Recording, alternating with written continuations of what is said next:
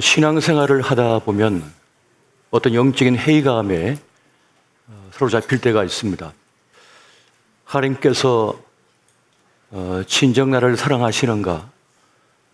하나님께서 나를 아시는가? 기억하시는가? 또 하나님께서 나를 진정으로 아끼시는가? 하나님은 살아계시는가? 하는 그런 질문을 던지면서 회의감에 빠질 때가 있습니다. 우리 삶 속에서 또 신앙생활 속에서 하나님이 느껴지지 않고 경험되지 않을 때가 있는 것입니다. 무엇인가에 가려져 있거나 어떤 큰 문제를 만나서 그 문제에 가려서 하나님의 부재가 경험되어지는 순간입니다. 하지만 태양이 구름에 가려서 보이지 않는다고 해서 태양이 존재하지 않은 것이 아닌 것처럼 어떤 문제에 가려 있다 보니까 하나님께서 느껴지지 않고 경험되지 않을 때가 많은 것입니다. 저 너머에 계시지만은 그것을 우리가 잘 인지하지 못하는 겁니다. 그래서 이 성경에 기록된 목적은 하나님을 모르거나 또 하나님을 잊어버렸거나 그래서 하나님을 다시 기억하도록 깨닫도록 하기 위하여 또 구원의 길이 어디 있는지를 알려주기 위하여 기록되어졌음을 우리는 알아야 합니다.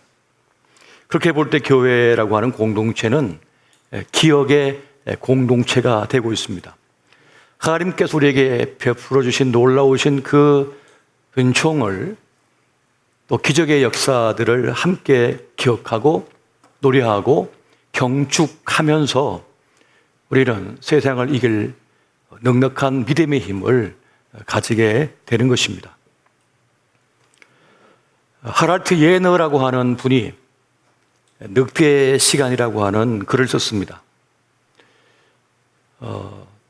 2차 세계대전에서 패전한 독일이 어떻게 다시 문명을 복구시키고 또 일어서게 되었는지를 기록한 것입니다. 거기에 보면 때로는 반성을 하기도 하고 때로는 자기 변명을 하기도 하면서 그 긴 세월 동안 참으로 허리를 바짝 조여매고 그렇게 힘겹게 다시 복구하여 일어섰다는 그런 기록을 남기고 있습니다. 하지만 저는 그것을 읽으면서 늑대의 시간이 아니라 축복의 시간으로 바꾸면 어떨까 하는 생각을 가졌습니다.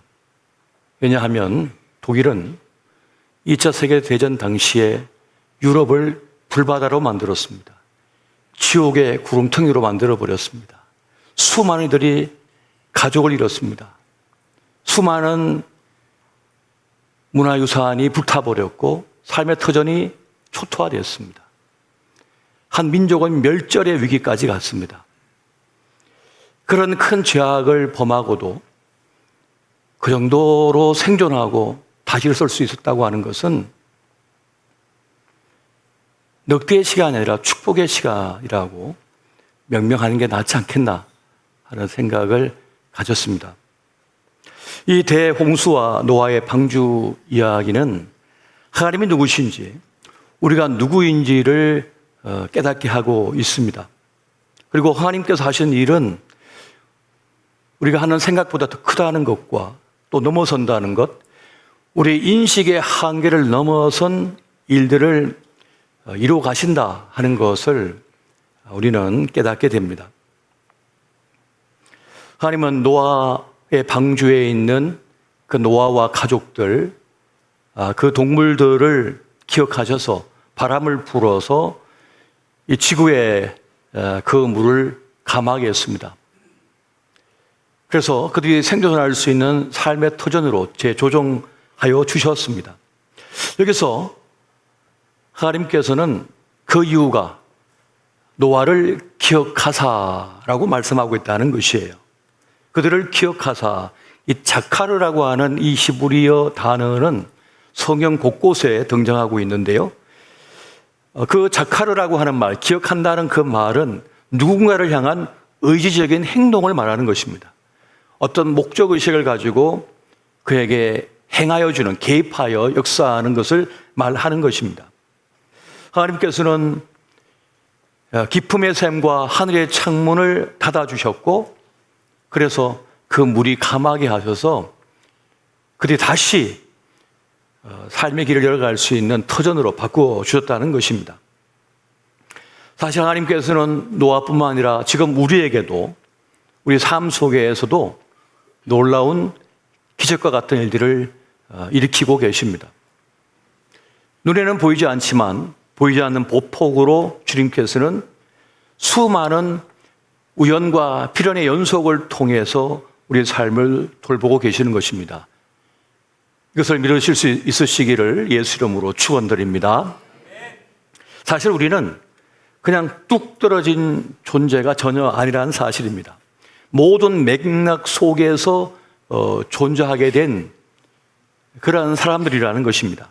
그래서 우리 있으면 결코 헛됨이 아니라 특별한 뜻하심과 돌보심이 있다는 것을 말하는 것입니다. 그렇게 하나님께서는 우리를 기억하신다라고 말씀하고 있습니다. 누군가 나를 기억해 주는 일은 참 반가운 일인 것 같습니다. 참 기쁨의 일인 것 같습니다. 제가 한 번은 고속도로 휴게소에 들린 적이 있는데, 어느 순간 누가 목사님 하면서 부르길래 제가 살짝 돌아보니까 웬 남자가, 장발을 한 남자가 막 쫓아오는 거예요.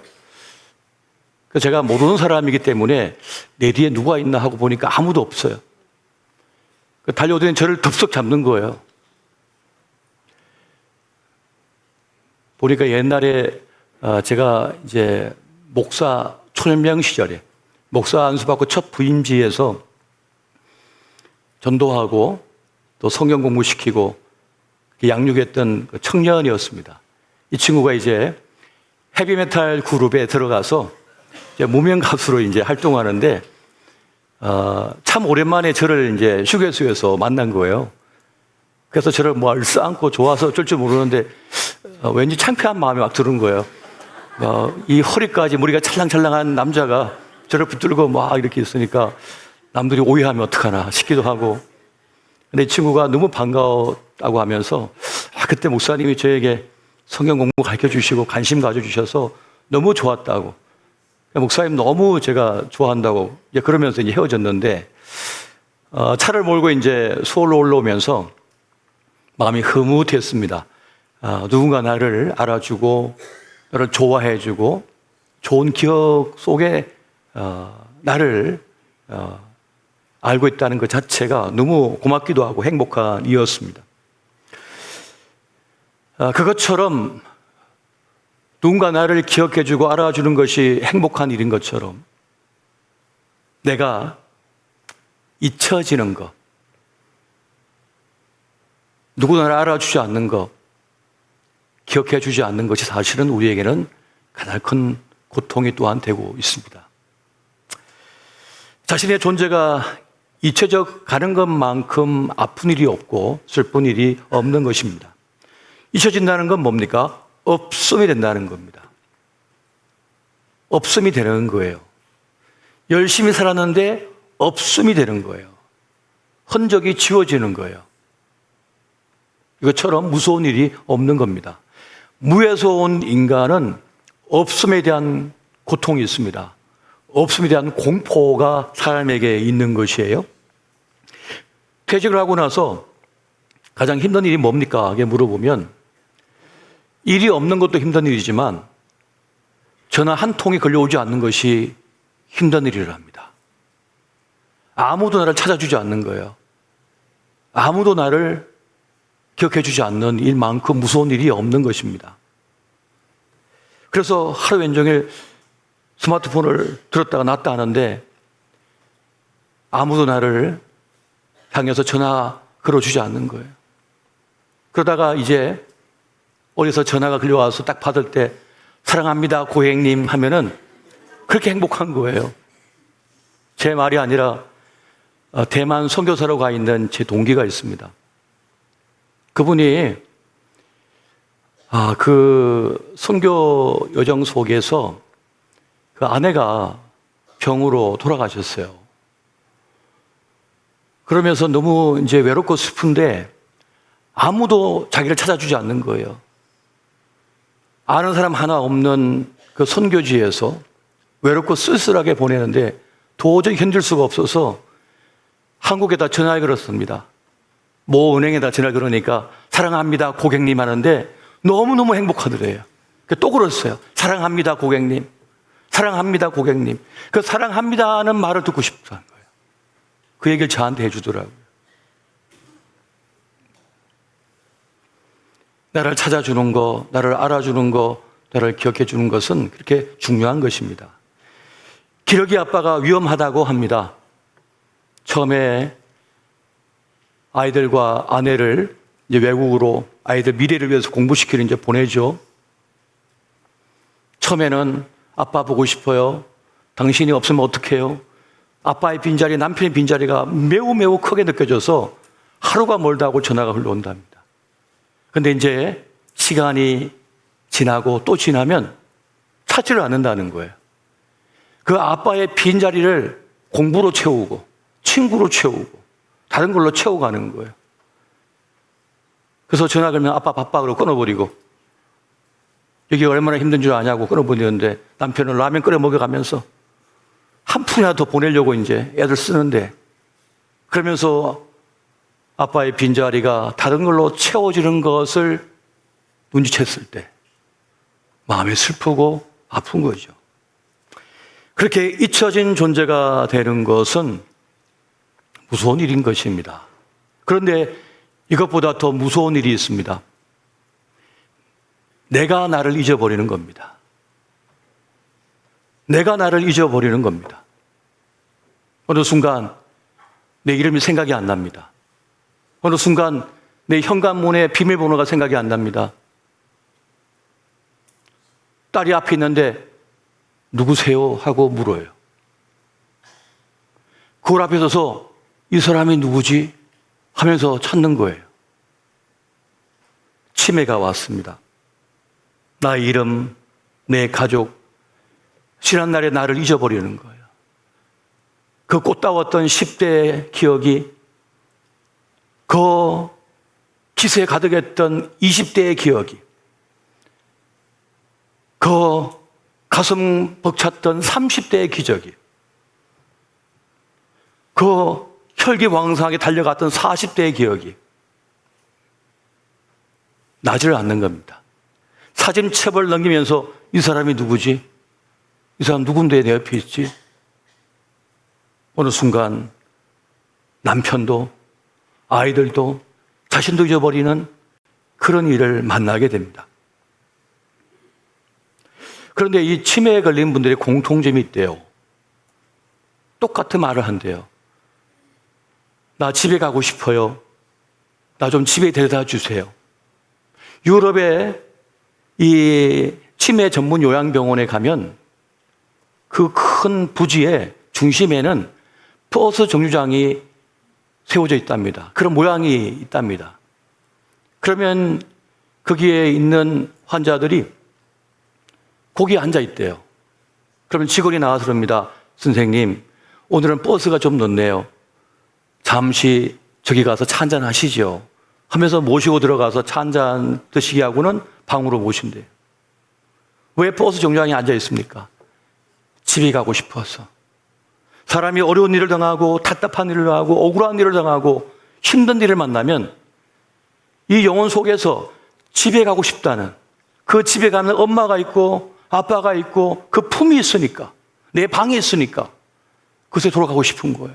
그래서 나 집에 가고 싶어요 라고 하는 말을 한다는 것입니다.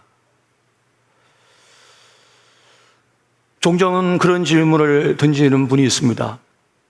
우리가 구원을 받을 때 내 입으로 시인하여 주님을 영접하여 믿음으로 구원받는다고 했는데 내 이름조차 기억이 안 나고 내가 누구인지조차 모르며 하나님조차 다 잊어먹었는데 그러면 구원은 상실되는 건가요? 없어지는 건가요? 그런 질문을 하는 분들이 있습니다. 근데 여러분, 우리가 치매에 걸려서 내 이름조차 기억나지 않는다고 해서 우리가 대한민국 국민이 안 되는 게 아닙니다. 대한민국 국민의 그 국민으로서의 권리가 상실되는 게 아니에요. 여전히 나를 기억 못해도 나는 대한민국의 국민인 것처럼 하나님의 사람은 하나님 사람으로 하나님 나의 국민인 것을 기억하시기 바랍니다. 나는 나를 잊어도 하나님은 나를 잊지 않으시기 때문에 내가 주님을 붙들 힘이 다 빠져버렸어요. 이 믿음의 근육이 다 빠졌어요. 그 줄을 잡을 힘이 없어요. 그렇다고 해서 내가 떨어져 나가는 것이 아니라 주님께서 더 강력한 힘으로 나를 붙들고 계심을 믿으시기 바랍니다. 주님께서 우리를 꽉 붙들고 있는 거예요. 떨어지지 않도록. 그것이 바로 하나님께서 나를 기억하신다는 뜻입니다. 착하루라고 하는 말의 뜻이 여기에 있는 것이에요. 나는 혹시 하나님을 잊을 수 있습니다. 그러나 하나님은 우리를 결코 잊지 않음을 명심하시기 바랍니다. 이사야 44장 21절에 보니까 이렇게 말씀합니다. 야곱아 이스라엘아 이 일을 기억하라. 너는 내 종이니라. 내가 너를 지었으니 너는 내 종이니라. 이스라엘아 너는 나에게 잊혀지지 아니하리라. 잊혀지지 않는다는 거예요. 주님의 마음에 새겨졌기 때문입니다. 이사야 49장 15절 말씀 보니까 이런 말씀이 있습니다. 같이 한번 보겠습니다. 자, 시작. 여인이 어찌 그 젖먹는 자식을 잊겠으며 자기 태에서 난 아들을 긍휼히 여기지 않겠느냐. 그들은 혹시 잊을지라도 나는 너를 잊지 아니할 것이라. 아멘. 이 세상 모든 사람이 나를 지워버렸어요. 잊어버렸어요. 부모조차도 얼마나 고통스러운 때를 만나고 절망스러운 때를 만나고 힘겨운 때를 만나서 자식을 놓칠 수도 있죠. 잃어버릴 수가 있는 거예요. 그럼에도 불구하고 하나님은 우리를 절대로 잊지 않는다. 기억하신다. 손바닥에 새겼다. 내 마음판에 새겼다 하고 말씀하고 있는 것입니다. 이 사실을 우리가 분명히만 알고 있어도 마음이 든든하고 버틸 수가 있는 것입니다. 버틸 수가 있는 것입니다. 여러분, 사람은요 실수가 많습니다. 사람은요 실패를 많이 경험합니다. 사람은요 좋은 것을 많이 잃습니다. 빼앗겨버립니다. 그래서 도무지 내일이 없어 보이고 기회도 없어 보이고 소망이 없어 보입니다. 그러나 주님께서 노아를 기어이 구원의 방주에 들어가게 하셔서 그 가족까지 구원하게 하여 주셨던 것처럼 제가 우리를 붙들고 기억하시고 구원하여 주심을 믿으시기 바랍니다. 여러분, 하나님께서는 우리를 기억하실 뿐만 아니라 더 놀라운 또 영광스러운 자리로 우리를 이끌고 계십니다. 그것은 우리의 쓸모가 있다는 거예요. 우리를 향한 하나님의 계획이 있다는 거예요. 뜻이 있다는 거예요. 그것은 무엇입니까? 베드로전서 2장 9절에서 12절 말씀을 같이 한번, 좀 긴 말씀이지만 같이 한번 읽어보겠습니다. 자, 시작. 그러나 너희는 택하신 족속이요 왕같은 제사장들이요 거룩한 나라요 그의 소유가 된 백성이니 이는 너희를 어두운 데서 불러내어 그의 귀한 빛에 들어가게 하신 이의 아름다운 덕을 선포하게 하려 하심이라. 너희가 전에는 백성이 아니더니 이제는 하나님의 백성이요 전에는 궁유를 얻지 못하였더니 이제는 궁유를 얻은 자니라. 사랑하는 자들아 거류민과 나그네 같은 너희를 고나노니 영혼을 거슬려 싸우는 육체의 종력을 제어하라. 너희가 이방인 중에서 행실을 선하게 가져 너희를 악행한다고 비방하는 자들로 하여금 너희 선한 일을 보고 오시는 날에 하나님께 영광을 돌리게 하려 함이라. 아멘. 주님은 우리를 기억하실 뿐만 아니라 우리에게 사명이 있음을 말씀해 주고 있습니다. 너희는 택하신 족속이요 왕같은 제사장이라라고 말씀합니다. 거룩한 나라요 그의 소유된 백성이다라고 말씀을 하고 있습니다. 어두운 데서 불러서 하나님의 아름다운 덕을 널리 선포하게 하는 그런 사명을 부여하여 주셨다라고 말씀합니다. 가장 영광스러운 일에, 가장 존귀한 일에, 가장 위대한 일에 나를 불러주셔서 그 일에 함께 하자라고 말씀하시는 거예요. 이것만큼 영광스럽고 행복한 일이 없습니다. 기쁜 일이 없습니다. 가장 존귀한 일에, 가장 영광스러운 그 일에 나를 불러서 함께 하자라고 말씀하신다는 것. 이것만큼 여러분 즐거운 일이 없고 기쁜 일이 없고 영광스러운 일이 없는 것입니다. 12절 말씀 보니까 너희가 이방인 중에서 행실을 선하게 가져 너희 선한 일을 보고 오시는 날에 하나님께 영광을 돌리게 하려 함이라 라고 말씀합니다. 어떤 자들이요? 구원 밖에 있는 이들이 너희를 보고 하나님을 인정하고 하나님께 영광을 돌리게 하라. 이 위대한 사명을 위하여 우리가 부름을 받았다라고 말씀하시는 것입니다. 가슴이 설레고 벅찬 일이 아닐 수가 없는 것이죠. 하나님의 부르심에 응답하시기 바랍니다.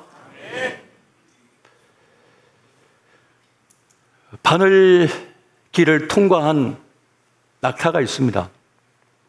부자가 천국 들어가기가 낙타가 바늘길로 들어간 것만큼 어렵다는 말씀을 주님께서 하셨습니다. 그런데 성경을 보고 지금 우리 시대를 보더라도 그 바늘길을 통과한 낙타가 많습니다. 부유하지만은, 부자이지만은 이 물질과 이 부소유와 하나님 중에서 하나님을 선택할 것이냐라고 물었을 때 하나님을 선택하는 일이 많다는 것입니다. 십자가에 도 자기를 부인하고 주님을 따르는 이들이 많다는 것입니다. 물론 그렇지 못한 일도 많겠지만요. 오늘 이 자리에 계신 여러분들은 아무리 부가 혹은 소유가 유사 전능진처럼 느껴질지 모르겠지만은 기어이 하나님을 선택하시기를 예수 이름으로 축원드립니다. 우리가 그 하나님을 선택할 때 사람들은 이해가 안 갑니다. 납득이 안 갑니다.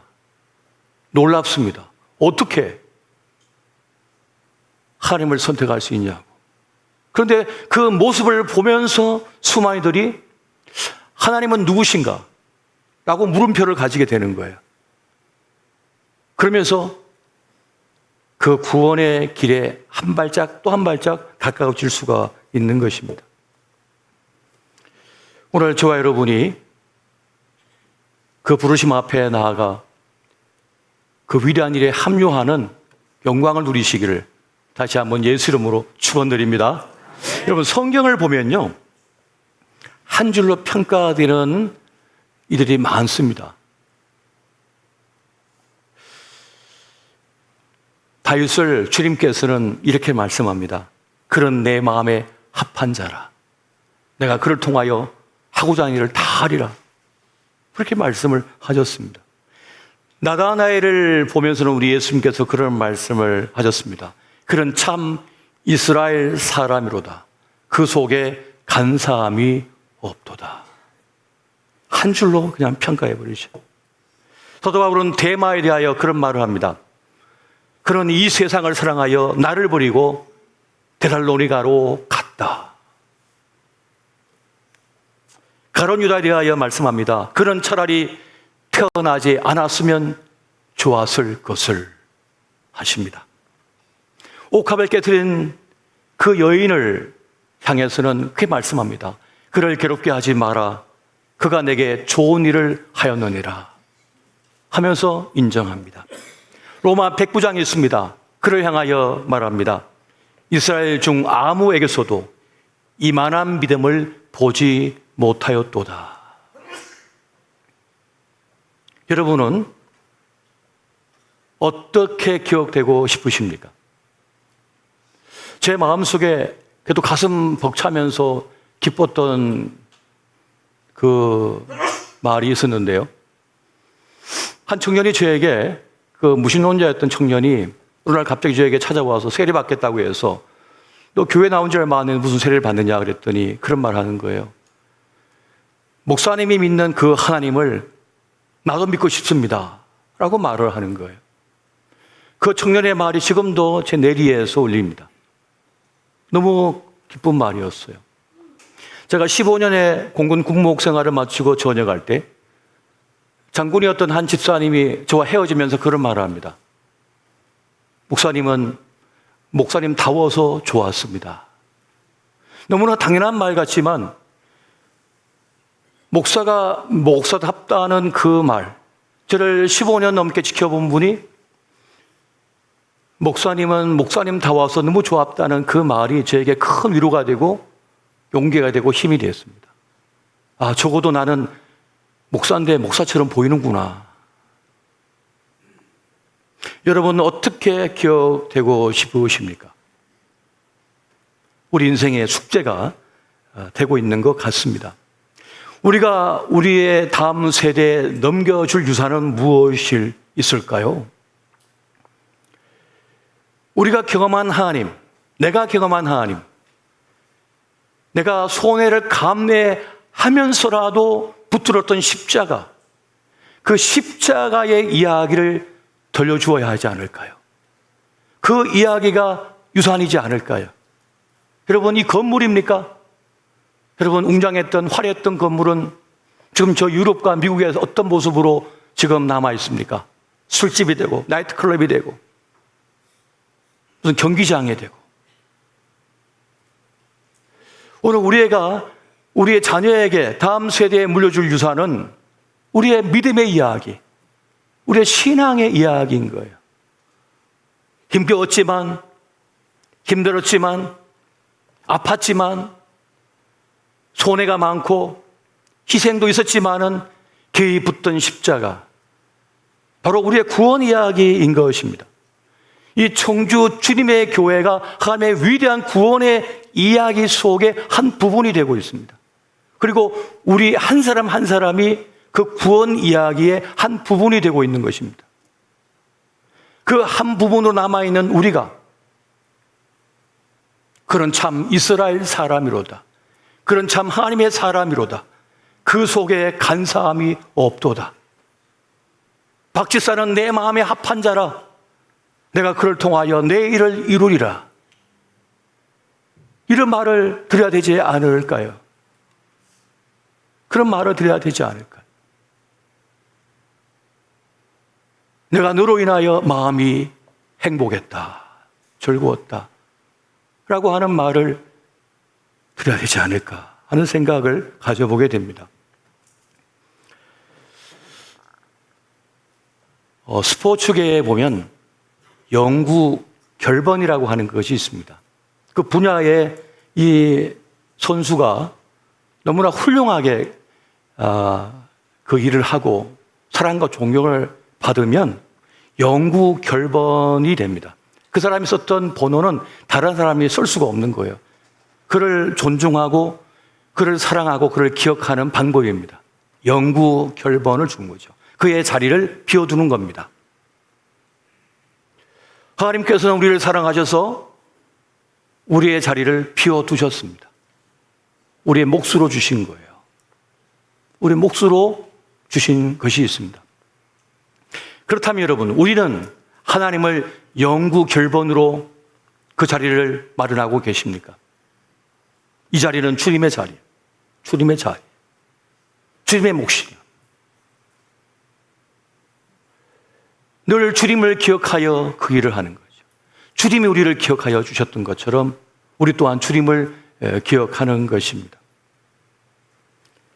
부모는 좋은 거 먹을 때마다 아이고 이건 첫째가 좋아하는데, 아 이건 둘째가 좋아하는데, 아 이 옷은 첫째가 입으면 정말 잘 어울릴 텐데, 아 이 옷은 셋째가 입으면 잘 어울릴 텐데. 훌륭한 자식은 아이고 우리 엄마가 좋아하는 건데, 이거 생전에 우리 아버지가 이거 정말 좋아하시는 음식인데 하면서 그 마음속에 어머니의 자리가 있고 아버지의 자리가 있는 거예요. 이건 우리 언니가 좋아하는 건데, 그 마음에 형제사랑이 있어서 언니의 자리가 있는 거죠. 영구결번이 있는 겁니다. 하나님의 계획 속에 우리가 있다고 하는 것은 놀라운 일인 것이고 행복한 일인 것입니다. 이 세상 모든 사람이 우리를 잊어먹는다 해도 주님은 우리를 잊지 않으심을 믿으시기 바랍니다. 지난날 우리가 젊었을 때 그렇게 하나님 앞에 헌신하고 충성하고 달려갔던 그 많은 일들을 우리는 다 잊어먹을지 모르지만은 주님이 잊지 않으신 거예요. 너가 그때 그 일을 했었지. 너가 그 자리를 지켜주었었지. 너가 그런 마음으로 그 자리에 함께 했었지. 주님은 우리의 진심을 알아주십니다. 우리가 실수가 많고 허물이 많지만은 주님만큼은 우리의 진심을 알아주심을 믿으시기 바랍니다. 주님은 우리를 기억하시고 우리를 보살피고 계십니다. 하나님은 다윗을 생각하여 그 후손에게 등불이 꺼지지 않게 하셨다고 말씀합니다. 열왕기상 15장 4절 보니까 이렇게 말씀합니다. 그의 하나님 여호와께서 다윗을 위하여 기억하여 생각하여 예루살렘에서 그에게 등불을 주시되 그의 아들을 세워 뒤를 잇게 하사 예루살렘을 견고하게 하셨으니. 다윗의 그 젊은 날의 헌신과 충성을 주님께서 기억하신 겁니다. 성경에 보면 우리아의 일 외에는 다윗이 하나님 앞에 진실하고 신실하고 충성되었다고 기록하고 있습니다. 그의 헌신을 주님께서는 기억하셨던 거죠. 그래서 허물 많고 죄 많은 그 후손들에게도 등불이 꺼지지 않도록 돌보셨다는 것입니다. 아브라함을 기억하여 소돔과 고모라가 멸망하는 중에 롯을 살려내셨다고 또한 성경을 말씀하고 있습니다. 그 삼촌의 그 간절한 기도를, 아브라함의 기도를 하나님께서 기억하셨다는 거예요. 그래서 소돔과 고모라와 함께 멸망할 롯을 살려내기 위해서 천사를 보낸 거죠. 롯은 그 장면을 보면 못 떠납니다. 그 소돔과 고모라에 자기의 모든 것이 있거든요. 금덩어리가 있거든요. 집이 있거든요. 밭이 있거든요. 못 떠납니다. 성경을 보면 천사가 그걸 끄집어내버립니다. 스스로 못 나오니까 발로 차버려가지고 튕겨져 나가게 해가지고 끄집어내요. 그래서 살려내셨어요. 그 장면에서 성경은 아브라함을 기억하신 하나님을 말하고 있습니다. 오늘 저와 여러분이 하나님께 정말 기억되어지는 그 한 사람이 되었으면 좋겠습니다. 내가 너를 기억한다. 마찬가지로 우리 또한 하나님을 기억하고 하나님을 의지하며 그 믿음의 길을 묵묵히 걸어가는 그 한 사람 되시기를 예수 이름으로 축원드립니다.